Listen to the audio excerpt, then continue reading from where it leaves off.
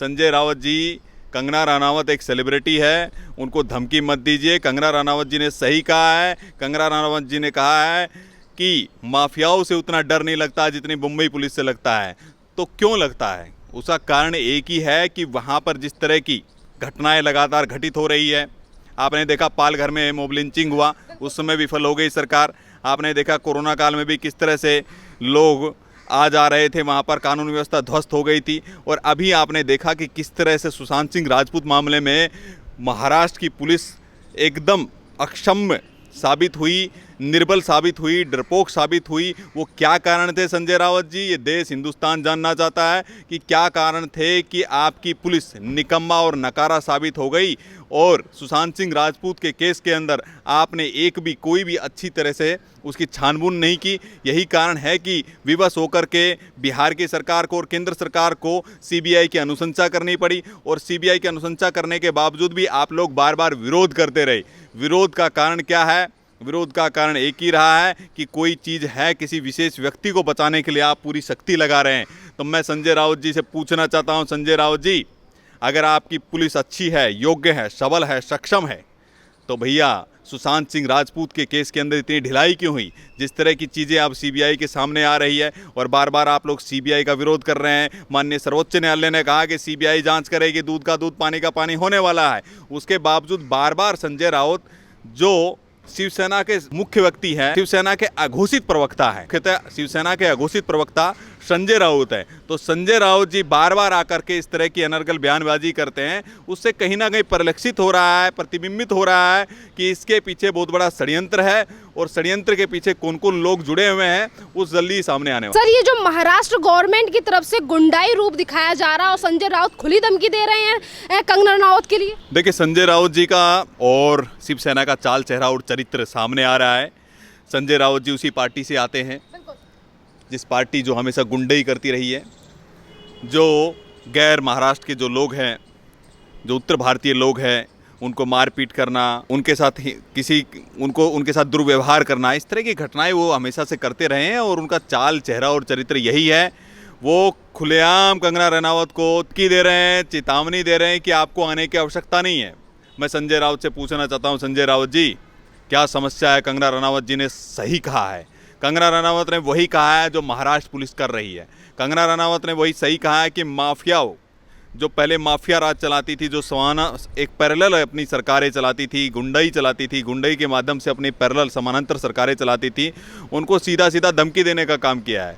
उनको आईना दिखाने का काम किया है कि आपकी जो सरकारें हैं, आपकी जो पैरेलल सरकार चलती आई है, गुंडई करने वाली सरकार, वो यही करती आई है। जो उत्तर भारतीय लोग हो, यहाँ के लोग हो, उनसे ज़्यादा गुंडई आपकी सरकारें करती रही हैं, आपकी जो शिवसेना करती रही है। लेकिन यह सवाल है, क्या कंगना रनावत भारत की नागरिक नहीं है? क्या कंगना रनावत भारत की नागरिक नहीं है? भारत की नागरिक होने के नाते और सेलिब्रिटी होने के नाते कंगना रनावत को पूर्ण अधिकार है वहाँ घूमने का, जाने का और रहने का। और संजय राउत कौन होते हैं? संजय राउत कौन होते हैं जो उनको धमकी दे रहे हैं? संजय राउत कौन है जो उनको इस तरह से धमका रहे हैं, डराने का प्रयास कर रहे हैं? संजय राउत जी, कंगना रनावत एक सेलिब्रिटी है, उनको धमकी मत दीजिए। कंगना रनावत जी ने सही कहा है। कंगना रनावत जी ने कहा है कि माफियाओं से उतना डर नहीं लगता जितनी मुंबई पुलिस से लगता है। तो क्यों लगता है? उसका कारण एक ही है कि वहाँ पर जिस तरह की घटनाएं लगातार घटित हो रही है। आपने देखा पालघर में मॉब लिंचिंग हुआ, उस समय विफल हो गई सरकार। आपने देखा कोरोना काल में भी किस तरह से लोग आ जा रहे थे, वहाँ पर कानून व्यवस्था ध्वस्त हो गई थी। और अभी आपने देखा कि किस तरह से सुशांत सिंह राजपूत मामले में महाराष्ट्र की पुलिस एकदम अक्षम साबित हुई, निर्बल साबित हुई, डरपोक साबित हुई। वो क्या कारण थे संजय राउत जी? ये देश हिंदुस्तान जानना चाहता है कि क्या कारण थे कि आपकी पुलिस निकम्मा और नकारा साबित हो गई और सुशांत सिंह राजपूत के केस के अंदर आपने कोई भी अच्छी तरह से उसकी छानबीन नहीं की। यही कारण है कि विवश होकर के बिहार की सरकार को और केंद्र सरकार को सीबीआई की अनुशंसा करनी पड़ी और सीबीआई की अनुशंसा करने के बावजूद भी आप लोग बार बार विरोध करते रहे। विरोध का कारण क्या है? विरोध का कारण एक ही रहा है कि कोई चीज़ है, किसी विशेष व्यक्ति को बचाने के लिए आप पूरी शक्ति लगा रहे हैं। तो मैं संजय राउत जी से पूछना चाहता हूं, संजय राउत जी, अगर आपकी पुलिस अच्छी है, योग्य है, सबल है, सक्षम है, तो भैया सुशांत सिंह राजपूत के केस के अंदर इतनी ढिलाई क्यों हुई, जिस तरह की चीज़ें अब सीबीआई के सामने आ रही है और बार बार आप लोग सीबीआई का विरोध कर रहे हैं। माननीय सर्वोच्च न्यायालय ने कहा कि सीबीआई जांच करेगी, दूध का दूध पानी का पानी होने वाला है। उसके बावजूद बार बार संजय राउत जो शिवसेना के मुख्य व्यक्ति हैं, शिवसेना के अघोषित प्रवक्ता हैं, मुख्यतः शिवसेना के अघोषित प्रवक्ता संजय राउत है, तो संजय राउत जी बार बार आकर के इस तरह की अनर्गल बयानबाजी करते हैं। उससे कहीं ना कहीं परिलक्षित हो रहा है, प्रतिबिंबित हो रहा है कि इसके पीछे बहुत बड़ा षड्यंत्र है और षड्यंत्र के पीछे कौन कौन लोग जुड़े हुए हैं वो जल्दी सामने आने वाला है। सर मतलब ये भी बहुत बड़ी बात है कि अगर वो ड्रग्स को लेकर कल उन्होंने ट्वीट किया था कि जितने भी ये बड़े बड़े सेलिब्रिटी हैं, चाहे रणबीर कपूर हो, रणबीर सिंह हो, या फिर जितने भी तमाम ये बड़े बड़े सेलिब्रिटीज हैं जिनको नेशनल अवार्ड दिए जाते हैं, उससे पहले इनका एक बार रक्त दो जो है ब्लड टेस्ट किया जाना चाहिए कि ये लोग ड्रग्स लेते हैं। तो उससे शिवसेना इतनी तो बौखला क्यों गई? क्योंकि ड्रग्स की माफियाओं की बात कर रही है कंगना रनावत, कहीं इसमें सरकार का नाम तो शामिल नहीं है कहीं? देखिए, कंगना रनावत ने कहा कि मुझे ड्रग्स माफियाओं से डर नहीं लगता है, महाराष्ट्र की गुंडई करने वाली सरकार से, महाराष्ट्र की जो गुंडई करती है महाराष्ट्र सरकार, उससे डर लगता है। क्योंकि उसको पता है कि बॉलीवुड पूरा सारा इसके अंदर लिप्त है और बॉलीवुड को बचाने का प्रयास किया जा रहा है। जो सो कॉल्ड सेकुलर गैंग है, मोमबत्ती गैंग है और जो ड्रग्स माफिया और सरकार के बीच में एक नेक्सस है बहुत बड़ा। उस नेक्सस की वजह से संजय राउत को बार बार अघोषित प्रवक्ता को बार बार महाराष्ट्र सरकार, उद्धव सरकार उनको सामने लाती है। तो मैं पूछना चाहता हूं कि ड्रग्स माफियाओं को बचाने का प्रयास किया जा रहा है, किसी विशेष व्यक्ति को बचाने का प्रयास किया जा रहा है, फेवरेटिज्म और नेपोटिज्म करने वाले उस गैंग का बचाने का प्रयास किया जा रहा है। आखिर ऐसा क्यों किया जा रहा है? एक योग्य व्यक्ति की हत्या हो गई, उसकी हत्या की जांच चल रही है और अगर जो उनके पक्ष में खड़े होते हैं, कंगना रनावत खड़ी हो रही है, चाहे कुछ अच्छे भले लोग खड़े हो रहे हैं, विवेक अग्निहोत्री भी खड़े हो रहे हैं, तो इस तरह के लोग अगर उनके साथ खड़े हो रहे हैं तो आखिर संजय राउत को पेट में दर्द क्यों होता? उद्धव ठाकरे डर क्यों गई है? क्योंकि डर का एक ही कारण है, उसके पीछे उद्धव ठाकरे सरकार पूरी तरह संलिप्त है। उद्धव ठाकरे सरकार के बड़े बड़े मंत्री और बड़े बड़े जो कॉरपोरेट घराने हैं वो उसके अंदर संलिप्त है। और चूंकि उद्धव ठाकरे का बेटा जो आदित्य ठाकरे हैं, आपको पता होगा कि किस तरह से रात भर पबों में जाना, रात भर बड़ी बड़ी पार्टियां करना, रात भर पार्टियों में रहना, तो कहीं ना कहीं उनका ड्रग्स माफियाओं से कनेक्शन है, अन्यथा कोई कारण नहीं है।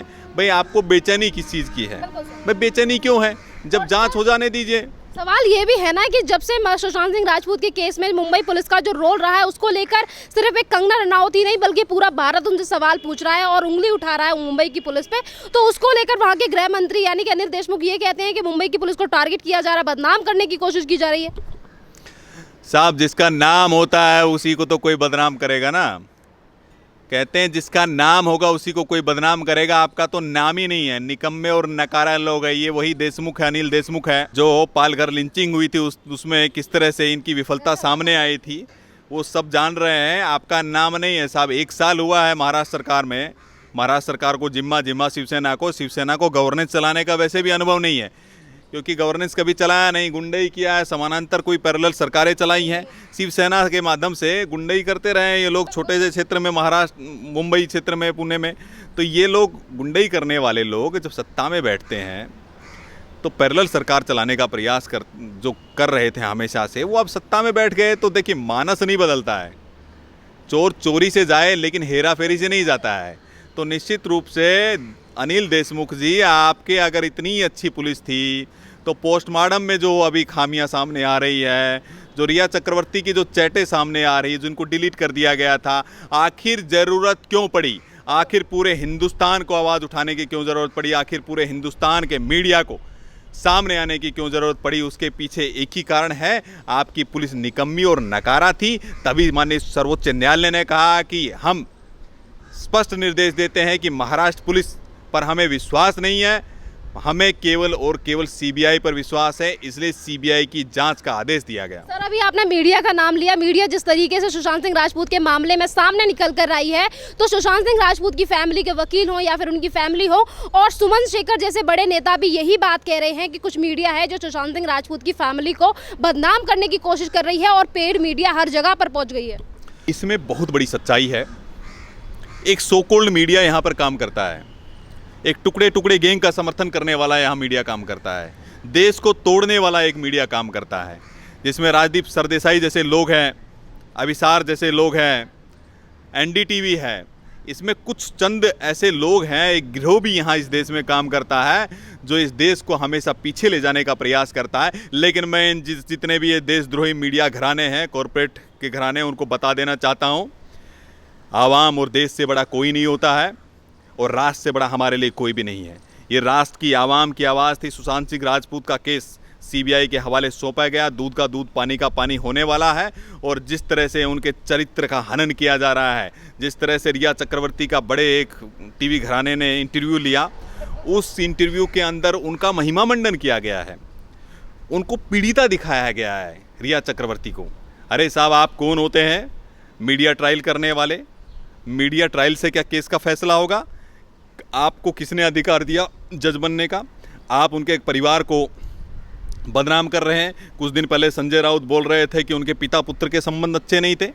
कुछ दिन पहले मीडिया में खबरें आ रही थी उनके पारिवारिक कलह चल रहा था। और रिया चक्रवर्ती का महिमा मंडन किया जा रहा है, रिया चक्रवर्ती को सुरक्षा दी जाती है, रिया चक्रवर्ती के पीछे बड़े बड़े पुलिस ऑफिसर लगा दिए जाते हैं, उनको सिक्योरिटी दी जा रही है और रिया चक्रवर्ती को मीडिया एक पीड़िता दिखा रहा है। साहब, सर, एक तरफ ये है रिया चक्रवर्ती को पीड़िता दिखा रहे हैं, उनके लिए ये जो चैनल इनका इंटरव्यू लेते हैं, पीआर कंपनी के द्वारा एक बॉलीवुड में से भी कुछ महिलाएं सामने आ जाती हैं, कहती हैं कि रिया चक्रवर्ती के साथ जो मीडिया ट्रायल किया जा रहा है वो गलत है, हमें उन्हें देख के दुख होता है, चाहे विद्या बालन हो या फिर तपसी मनु हो। तमाम तरीके की एक्ट्रेस हैं जो रिया चक्रवर्ती के समर्थन में आ रही है। बात ये भी है कि एक तरफ ये रिया चक्रवर्ती का समर्थन करते हैं, चाहे ये चैनल हो, पेड चैनल हो, और फिर दूसरी तरफ ये कहते हैं कि सुशांत सिंह राजपूत की बहनें लालची हैं। लालची कौन है और कौन निस्वार्थ भाव से उनके साथ खड़ा हुआ था, वो सारा देश जान चुका है। ये लालच ही था, ये लालच की पराकाष्ठा थी कि किस तरह से सुशांत सिंह राजपूत को ब्लैकमेल किया गया, किस तरह से सुशांत सिंह राजपूत के पैसों को हड़पा गया। अगर उनकी बहनें लालची होती तो साहब वो कहीं ना कहीं सामने आ जाता। लेकिन एक बार भी कहीं पर भी कोई ऐसी चैट सामने नहीं आई है, कोई ऐसा प्रसंग सामने नहीं आया है कि कहीं से भी पता लगे कि उनकी बहनें लालची थी। और ये बदनाम करने वाला सो कॉल्ड सेकुलर जो मीडिया है, ये बदनाम करने का प्रयास कर रहा है, जो पेड मीडिया जो लगा हुआ है, जो प्रयास कर रहा है, विद्या बालन हो, तापसी हो, मैं उनसे पूछना चाहता हूँ, क्या एक माता पिता का एक बहन का भाई गया है तो क्या उनको अधिकार नहीं है? अगर उनकी हत्या हुई है तो उनको क्या जांच का अधिकार नहीं है? आप पहले से कैसे कह सकते हैं उनके संबंध खराब थे, उनकी बहनें लालची थी? अगर ऐसी बात थी तो पहले क्यों नहीं कहा? और दूसरा विषय आता है कि अगर जब जांच चल रही है तो इस जांच के अंदर अड़ंगा अटकाने और लटकाने और भटकाने का काम क्यों कर रहे हैं? तो इसके पीछे पेड मीडिया लगा हुआ है, कुछ सो कॉल्ड सेकुलर गैंग के लोग लगे हुए हैं। और इस इंडस्ट्री के अंदर देश विरोधी जो गैंग चलता है, टुकड़े टुकड़े गैंग के साथ खड़े होने वाले लोग, मोमबत्ती गैंग के लोग, ये सब लोग लगे हुए हैं। यही कारण है कि ये बार बार सुशांत सिंह राजपूत का चरित्र हनन कर रहे हैं और रिया चक्रवर्ती को पीड़िता दिखा रहे हैं। लेकिन इसको सह कौन दे रहा है? इसको प्रश्रय कौन दे रहा है? इसको संरक्षण कौन दे रहा है? संरक्षण दे रहे हैं उद्धव ठाकरे सरकार, संरक्षण दे रहे हैं आदित्य ठाकरे, संरक्षण दे रहे हैं एनसीपी, संरक्षण दे रहे हैं कांग्रेस पार्टी। देखिए, एक भी ट्वीट आज तक, एक भी ट्वीट राहुल गांधी जो ट्विटर खेलते हैं, जिन राहुल गांधी को बार बार जो चीन का समर्थन करते हैं, चीन के एजेंट बन के घूमते हैं, उस समय मुझे नहीं पता था कि क्या कारण है कि वो बार बार चीन का विरोध करते हैं। लेकिन कल मुझे पता लगा कि वो बार बार चीन का क्यों समर्थन कर रहे हैं और मोदी जी का क्यों विरोध कर रहे हैं। वो पता इसलिए लगा कि कल जो ऐप बैन की गई है उसमें पबजी प्रमुख रूप से है और पबजी खेलते हैं, वो पबजी प्लेयर हैं। तो पबजी प्लेयर जो बार बार विरोध करते हैं मोदी सरकार का और इनका समर्थन करते हैं चीन का, तो मुझे नहीं पता था कि पबजी की वजह से उनको डर था कि कहीं जिस तरह टिकटॉक बंद हुआ उस तरह पबजी भी मोदी जी कर देंगे बंद। वो पबजी बंद हो गया। जो पबजी खेलते हैं वो ट्विटर खेल रहे हैं। लेकिन एक भी ट्वीट मुझे बताइए, एक भी ट्वीट सुशांत के लिए आया हो, उस कलाकार के लिए आया हो, किसी एनसीपी के लीडर का कोई ट्वीट आया हो? बार बार पर्दा डालने का काम। तो मैं कह देना चाहता हूं उद्धव ठाकरे सरकार से, कांग्रेस पार्टी से और एनसीपी से, देखिए जो ग्लेशियर था, जो आपने महिमा मंडन करके सो कॉल्ड बनाया था, जिस तरह सो कॉल्ड सेकुलर गैंग के लोग टुकड़े, ये जो बुद्धिजीवी वर्ग बोलता था कि महाराष्ट्र के सीएम विश्व के सबसे नंबर 1 सीएम है, जिन्होंने एक महिमा मंडन करके जो ग्लेशियर खड़ा किया था, वो ग्लेशियर पिघलने वाला है, जल्द ही पिघलने वाला है। और जो पेंगुइन रूपी जो उद्धव है वो कहीं ना कहीं विलुप्त होने के कगार पर है। शिवसेना विलुप्ति की कगार पर जा रहा है और कुछ नहीं होने वाला है।